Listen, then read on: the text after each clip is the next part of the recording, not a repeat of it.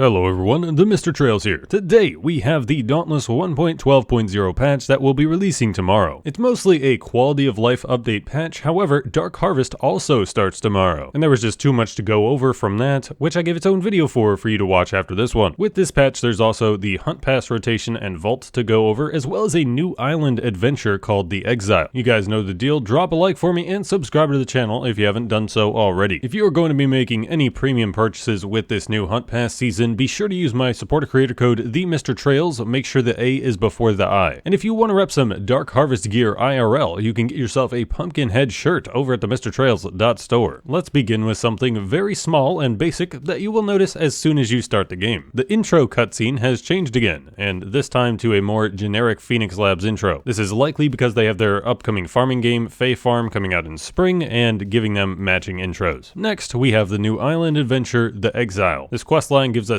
10 new quests and 2 new NPCs, the Exile and the Seer. The Exile can be found on a cliff in the middle of Hades Reach, and the Seer can be found to the right of the entrance of Cape Fury. So I wasn't exactly able to test these quests because my test account is all sorts of broken. See, we can cheat to complete Slayer's Path objectives and stuff, and I think this broke the quest requirements here. And at this very moment, I don't want to reset my account and go through literally every quest in the game. I do have notes on what these quests should be, so I'll give you the walkthrough, but just know these objectives may have changed and or may be incorrect. Hopefully it's all correct, but no promises. But if any of it is incorrect, then it'll serve to at least give you an idea of how design decisions sometimes change. So for part 1, you need to deliver the Exile some food to help him survive. There's a crate on the other side of the island that is the quest goal here. Just interact with it and return to the Exile. For part 2, you slay a Hellion on Hades Reach. For part 3, you then find the Krolachi Seer on Cape Fury. For part 4, you then return to the Exile. There's definitely conversation happening here, and we're missing out on that lore. For part 5, Trophy Hunter, we need to collect a fresh Rift Soul Shard from Riftstalker on Snowblind Waste, a Thorn Soul Shard from Koshai on Undervald Defile, and a Thunder Soul Shard from Thunderdeep Drask on Cape Fury, and then return to the Exile. For part 6, you then bring these trophies to the Krolachi Seer. For part 7, we have to defeat a Torgadoro. For part 8, we have to defeat a Phalanx on the Blazeworks. For part 9, we go back to the Exile to get the Krolachi Recruit armor. This is a 0 power armor set, and it should be the same as what we got from a previous Krolachi season. This time, it's just a permanent addition with this quest. And for part 10, our task is to defeat Torgadoro while wearing the Krolachi Recruit armor. I'm not sure what the lore here behind us doing that is, but hey, a decently challenging quest. And if you're really daring, you could do the complete recruit challenge, running a recruit weapon, recruit lantern, and no Omnicell. Next up, we have the next round of Hunt Pass changes. There will be a new Slayer Commission Pass and new Vault currency to start the next season, so make sure you spend all of your coins from the 1.11 season before tomorrow. The Slayer Commission Pass will be mostly the same, with our rewards changing to the new Elemental coin. Next, the Cosmetic Passes, and I heavily disagree with the names changing for these so much, by the way, because the Barbarian set is the Barbarian set. Why are you calling it the Krolachi Flame Pass? And we've already had enough things named Krolachi, man. Come on, we don't need another one. Anyway, the Krolachi Flame Cosmetic Pass has stuff from the Burndown Hunt Pass with the Barbarian set, and the Ancient Tribes Cosmetic Pass has the Primal War armor set inside from the Time Strike Hunt Pass. And in the reward cache, we will now be using Elemental coins, and we have all of the Seismic gear from the Rogue Elements Hunt Pass. And I believe this includes everything from this season, both of the armor sets, all of the weapons, and I believe everything else that launched, including the grenade emote. Looking back at this Hunt Pass, it was pretty fire. The weapons are clean, the emotes were pretty awesome too, and again, if you are thinking of buying any of the Hunt Passes, consider my supporter creator code. It's no extra cost to you, and I'll make money from your purchase. And there are Dark Harvest things in the item shop to use it on as well. But aside from those things, this update was mainly quality of life things and bug fixes, and here are the big ones. Title rarity updates. A whole bunch of titles got their rarities upgraded. What's funny about this is someone posted about this on the subreddit after I already had the patch notes in hand, and I was reading their posts like, most of these things are actually happening, but they had already planned them. Notable ones include the Dauntless title becoming legendary rarity, and many of the titles that cost quite a bit of money, like the ones that came in the $100 packs, are now legendary. All of the weapon-specific top 100 titles will upgrade to epic rarity, and plenty of common titles were buffed as well. Pause if you want to read all of these things, but you know,